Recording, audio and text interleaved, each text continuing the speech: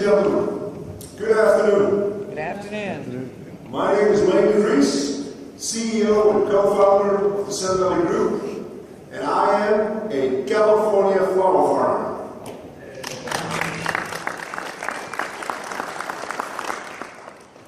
It's a great honor to be here today and make the case for Women's Day in America. A few years ago, I was asked to give a presentation right here in Miami. And the data that I pulled for this presentation actually underscored that the American flower business is ready for a transformation. Now, before I get into Women's Day, what I would like to do is shine the light on our industry from 4 different angles. Number 1, pricing.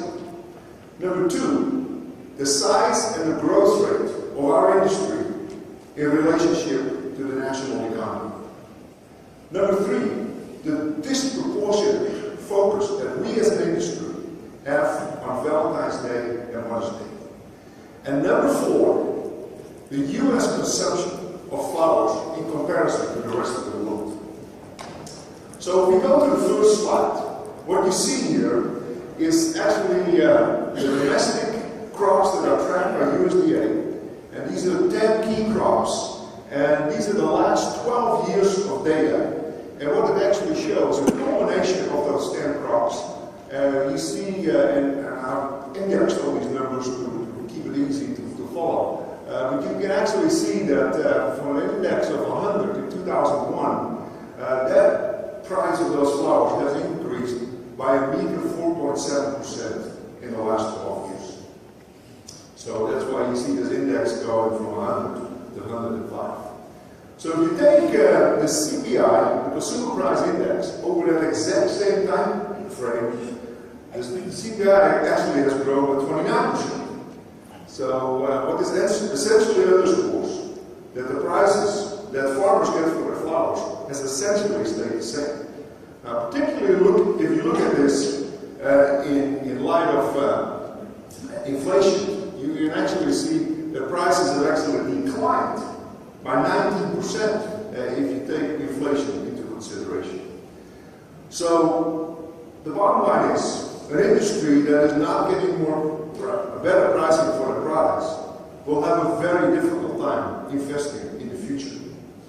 Now let's look at the overall industry, and what you see here on the bottom are the domestic flower production, which has decreased slightly, but in 2012 was still $350 million. The lines in red are actually the imports, and again, these are both USDA numbers, farm gate value for the domestic numbers, and port of entry values for all our imports. And imports in 2012 were $970 million. So just for simplicity's sake, I've taken these 2 numbers and I refer to them as wholesale value. So if you take these 2 numbers combined over the last 23 years, our industry collectively has gone from $800 million to $1.3 billion, a 55% increase in 23 years, which seems reasonable. Now, if you look at our national economy, our GDP number, in the meantime, has increased by 175%. So, as a matter of fact, if you look at the flower industry as a subset of the U.S. economy, you can see that our industry has actually declined. Our growth rate of our industry has declined by 45% as a subset of the national economy. It's a pretty staggering number when you look at this. So I took this same wholesale value, spread that out over 311 million Americans, and what you see that the actual consumption of that wholesale value on a per capita basis has gone up a little bit, but still stayed reasonably flat. There's been just a marginal increase in that consumption per capita based on wholesale value. Now the next slide I want to point out is as I pointed out earlier, the disproportionate focus of our industry on Valentine's Day and Mother's Day. Now this particular slide is more representative of domestic flower farms where non-roses are more of the focus than roses. I would suspect if you take the same slide from a Colombian or Ecuadorian rose producer, you'll see the Valentine peak being much higher than Mother's Day. But the story stays the same. As an industry, we're very focused on these two holidays. And I can spend another half hour talking about all the problems that is actually creating and why as an industry, this is actually hampering growth. But I won't do that right now because we really want to talk about Women's Day. So the next slide is a very interesting one. This shows flower consumption per capita by nation. And you see Switzerland and Japan and Holland being in the top quartile of flower consumption.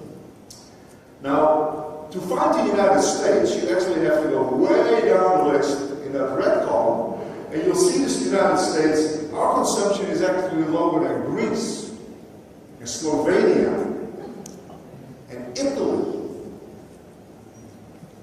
That's amazing. With the United States and the standard of living we have in our country, the fact that we're this low on that chart is just amazing.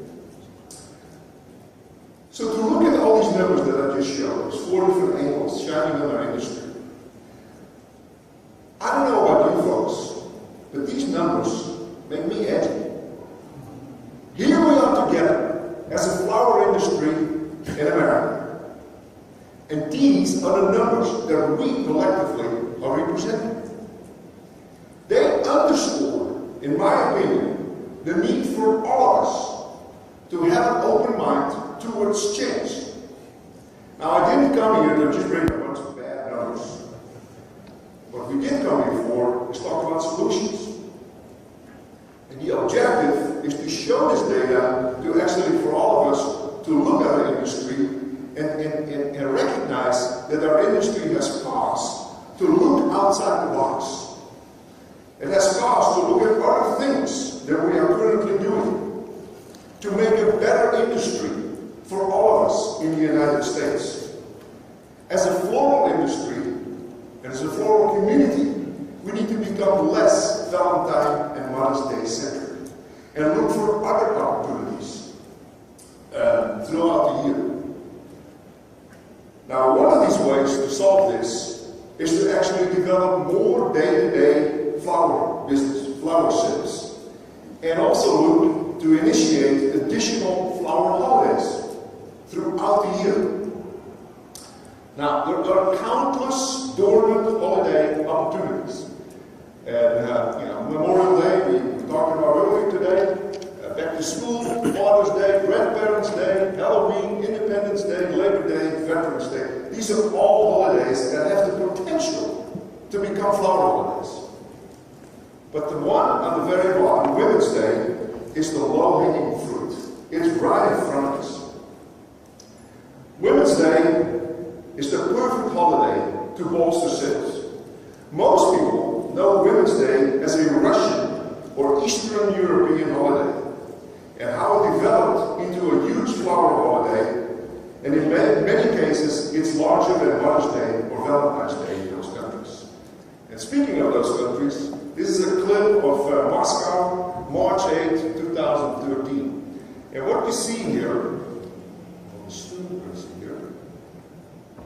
is crowds of people in front of a florist shop in Moscow.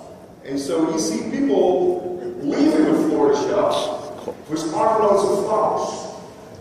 And not only are they leaving, there's actually security there, and there's a whole line of people waiting to get into the flower shop. And only one person can enter, one person comes out. I don't know you folks. When I look at images like this, and haven't been in the flower business my entire life, it feels like we died and went to heaven. This is just amazing.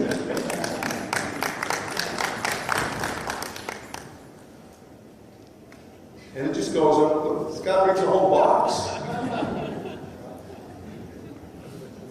Now, what's happening in this case? Every woman, from little girls to school teachers to grandmothers, everybody receives flowers that day. Now, some folks have actually questioned why I would be endorsing such a holiday. They claim a strong connotation with communism and feminism.